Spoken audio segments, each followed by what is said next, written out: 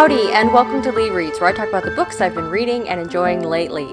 It is New Year's Day, so let's talk about the highlights of what I read in December 2024. Beginning with the first book of a space opera series that I've been hearing about for a couple of years now, Empire of Silence, first book in the Sun Eaters series. This series is a space opera. It is about Hadrian. He is perceived as like a villain of the universe, and he's telling us his story about how all of these events came to pass, how he became the Sun Eater who destroyed an entire alien race. I've seen online some people suggesting that you can skip reading the first book and start the series at the second book, but I liked this installment. I think it really gave us perspective about where Hadrian is from. This series definitely pays homage to Dune. You can see its influences in how the society is set up, that there is this empire of humanity sprawling across the stars, ruled by an emperor or royal family, and then the different star systems and planets or territories on planets are ruled by these noble houses, although the book calls them something a little bit different. Hadrian is from one of these noble houses with some rather prestigious blood, but his father's plans for him are not to inherit the title. He wants Hadrian to go into the clergy, which is the last thing that Hadrian wants. He wants to be a scholast or a scholar and learn specifically about the Pale, which is this alien species that has been bringing war and are absolutely terrifying. They come in, they wipe out a planet, and there's little known about them. I liked how the story gave perspective about the vastness of space and how long it would take to travel between planets and for a war to spread, and how it deals with relative time and space travel. But Hadrian basically runs away. His attempt to flee his father's plans kind of succeeds, but also really fails, and he winds up basically destitute on this planet and now is figuring out how to live. And throughout all of this, he is getting introduced to hands-on knowledge, secretive knowledge about the Pale. There are aspects of the plot that I found unexpected. Like, I thought that once I saw kind of the setting of where we were, I thought things would go a specific way, and they didn't. Suffice it to say, I really liked this first installment of the book. I enjoyed Hadrian. I mean, he could be a little bit arrogant at times and make frustrating choices, but he's a young man here, and I'm really interested to find out how he gets from these kind of scholarly pursuits and survival games to becoming like the villain of the universe. I also had an advanced e-arc of a forthcoming adult epic fantasy called The Outcast Mage, which I think comes out this month in January. Thank you, NetGalley. This story is primarily following three characters, but the main character is a hollow mage. She is an outcast mage. She has the aptitude and the ability to touch magic. Therefore, society, the city, it's like a magically protected city that reminded me of the city in Blood Over Brighthaven. The society has deemed you can do magic, you have to go to magic school, and so you learn to control it. But the thing is, she can't control it, she can't touch it, she can't wield it, and so for years she's basically been stuck in this magic school, like flailing, just wishing that she could go do something else, but for everyone's safety, until she learns control, they won't let her graduate. In the backdrop of all of this, there is kind of a political coup arising. The city is comprised of magical and non-magical people, mages and non-mages. The derogatory term for non-mages is hollows, and there's a faction of people growing who are trying to blame the hollows on the city's problems, and this faction is trying to gain power to like protect their own and suppress the rights of the hollows. You can see a lot of parallels with certain political aspirations nowadays, creating fear or an us versus them mentality in order to gather up power. Facing off against this person, this leader who is trying to create this gathering of power, is a very eccentric but powerful mage, wizard level mage basically, who is trying to fight back against it.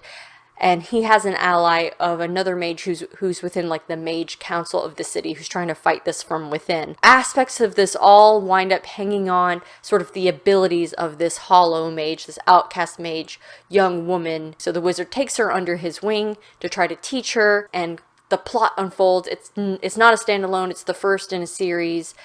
My one gripe about this book is that the main character, the Hollow Mage character, felt a little bit younger than she actually was. I think she's 17, and sometimes her decisions really frustrated me, and I thought she just jumped to all these emotional conclusions. But I really liked the wizard character and the other character who's in the council. These conflicts that they're having with their own family. People are approaching what's right for the city and from different perspectives, but of course there's also just pure power hungriness. I think that's a good first installment in this trilogy, although I wouldn't say like any of the characters are my new favorite main characters or anything like that. Next, I read a bit of mystery thriller in December, starting with We Solve Murders by Richard Osman. He wrote the Thursday Murder Club, which is, I think, a 4-book series. It's about these pensioners in England who kind of band up to solve these unsolvable murders. And in the first book, which is the only one in the series I read, they're trying to help the police with some local murders, and the police are like, please, no, like, we don't need your help. But it turns out that they do, especially as things start hitting closer to home. And it was just kind of a charming, funny, lighthearted sort of investigation story. I enjoyed Thursday Murder Club. It made me really interested in checking out We Solve Murders, which feels a bit different and is yet it's still cozy. It still has its sense of humor. It follows Amy, who is a professional bodyguard. She's guarding this wealthy author. When clients of the firm that she works for, the protection agency, start being assassinated, it shortly becomes clear that someone is trying to pin them on Amy. So she doesn't really know what to do. She's good at like dodging the bullets and protecting people, but solving this murder is kind of outside her wheelhouse. So she gets in touch with her father-in-law, who's this curmudgeon retired police officer in England who just wants to be left alone. His wife has passed away. He wants to stay home with the cat. He's very set in his routine, but he's very good at noticing things and learning things just by talking to people. So they wind up teaming up together to try to figure out who is actually doing these murders before the police pin it all on Amy. And it's also the first book in a series. I thought this one was sweet, especially the relationship between Amy and her father-in-law. That was like the best part of the book, although I was amused also by the story, and it did still feel cozy and humorous even though action was happening, bullets were flying, people were dying.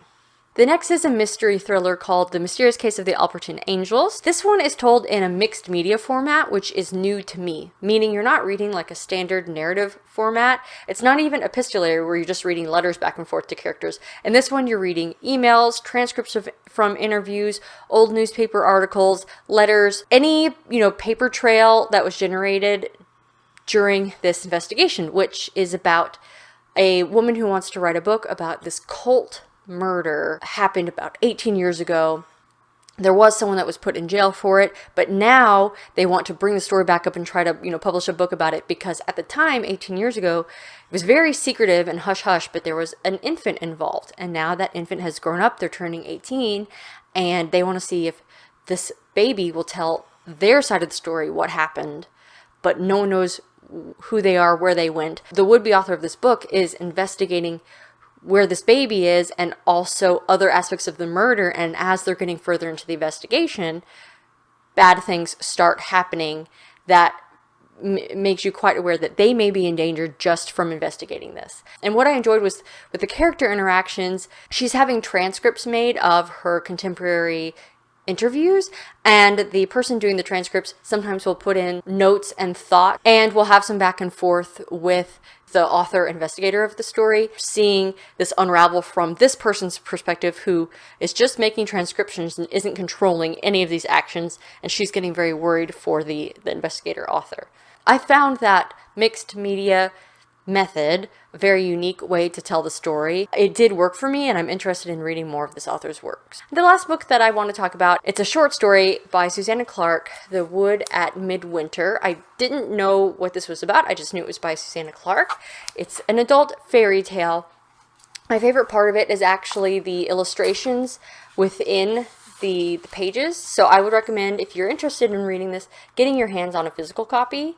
There are times when the illustrations actually impact how the text is written on the page. I think it was a sweet little fairy tale. An unusual young woman, she goes walking in the woods one day and then her life changes. Those are the highlights from what I read in December. Thank you so much for watching. I hope you enjoyed this video. Some reading, some relaxation, whatever you were looking for out of the holiday season, I hope you found it. Don't forget to support your local library, and I'll see you in 2025.